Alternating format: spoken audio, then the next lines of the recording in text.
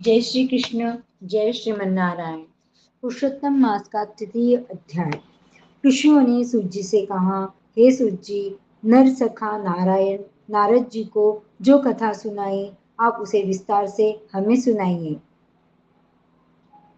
सूत जी बोले कि हे ऋषियों, जैसे नारायण जी ने नारद मुनि से कहा, वह सब मैं उसी तरह आपको सुनाता हूँ। नारायण ने कहा, हे नारद, सुनो। श्री कृष्ण ने राजा युधिष्ठिर से जो भी कहा वह इस प्रकार था। एक बार धर्मराज अजातशत्रु राजा युधिष्ठिर को दुष्ट दुर्योधन आदि ने कपट करके जुए में हरा दिया और दुर्योधन के कहने पर दुशासन ने द्रौपदी के बालों को पकड़कर खींचा तो भगवान श्री कृष्ण ने उनकी रक्षा की। उसके उपरांत प्रतिज्ञानुसार पांडव राज को त्याग कर काम्यक नामक वन को चले गए। वन में पांडवों ने अनेक कष्ट उठाए। उन दुखी जनों को देखने के लिए एक बार भगवान श्री कृष्ण काम्यक वन में पधारे। तब अपने निकट भगवान को पाकर पांडव अपने प्राणों को लौटा हुआ अनुभव करने लगे। वे भगवान से प्रेम विह्वल हो मिले और भगवान के चरण कमलों में प्रणाम किया। द्रौपदी ने भी भगवान के चरणों में बारंबार सिर निवाया। भगवान बहुत दुखी हुए और तब भक्त वत्सल विश्वात्मा भगवान श्री कृष्ण धृतराष्ट्र के पुत्र दुर्योधन आदि को भस्म कर डालने की इच्छा से कोप करने लगे। अर्जुन भगवान श्री कृष्ण के इस विभत्स रूप को देखकर कांप उठे। युधिष्ठिर द्रौपदी ने तब भगवान की हाथ जोड़कर स्तुति की। अर्जुन ने कहा, हे नाथ, आप जगत की रक्षा करने वाले हो। मैं इस जगत से बाहर नहीं हूँ, तब आप मेरी रक्षा क्यों नहीं करते? सांसारिक कोप को आप दूर कीजिए। आप तो इन सारी बातों को जानते ही हैं। हे प्रभु, मैं आपके चरणों में प्रणाम करता हूँ।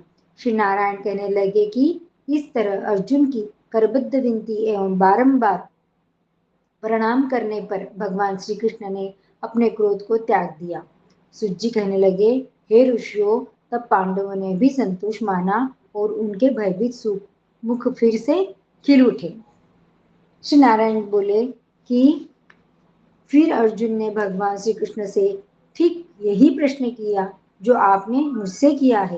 तब श्री कृष्ण ने 2 घड़ी ध्यान किया और पांडवों के हित के लिए इस प्रकार वचन बोले। श्री कृष्ण ने कहा, हे राजन, आपने यह अनोखा प्रश्न किया। इसका उत्तर देने में मैं अपने को समर्थ पाता हूँ। चैत्राधिक मास, टूटे हुए पक्ष, नाड़िकाए, याम, त्रियाम, ऋतु, मुहूर्त, अयन, उत्तरायण, दक्षिणायन, वर्ष, युग, परार्ध, अंत और इनसे भी परे नदी, समुंदर, झील, कुएं, बावड़ी, पल्लव, निर्भर लता, वृक्ष, औषधि वृक्ष, बांस, वृत्त, वनस्पति, निर्झर, पुर, ग्राम, नगर, पर्वत आदि सब के सब मूर्तिमान हैं और अपने अपने गुणों के कारण ही पूज्य है। इन सब में कोई नहीं जो अपूज्य और स्वामी रहित हो। हे पांडुपुत्र, इनमें एक समय अधिक मास की भी उत्पत्ति हो गई। सब लोगों में लोग उसे अनाथ, स्वामीहीन, निंदनीय, अपूज्य और मलमास, रवि संक्रांति, हीन आदि नाम से पुकारते थे। शुभ कर्मों के लिए इसे त्याज्य कर निंदा की गई। इसी निंदा एवं अपमान के वचन सुनकर अधिक मास तेजहीन निरुद्योगी दुखी हो गया। फिर अत्यंत चिंतित होकर मरणासन हो गया। तब अंत में किसी प्रकार अपने मन को समझाकर वह मेरी शरण में आया। हे अर्जुन, वह वैकुंठ में आया और मुझे साष्टांग दंडवत किया। मेरे दर्शन पाकर उसने करबद्ध हो अपने नेत्रों में अश्रु भर लिया। इति श्री ब्रह्मनारदीय पुराणे पुरुषोत्तम महात्म्ये अधिक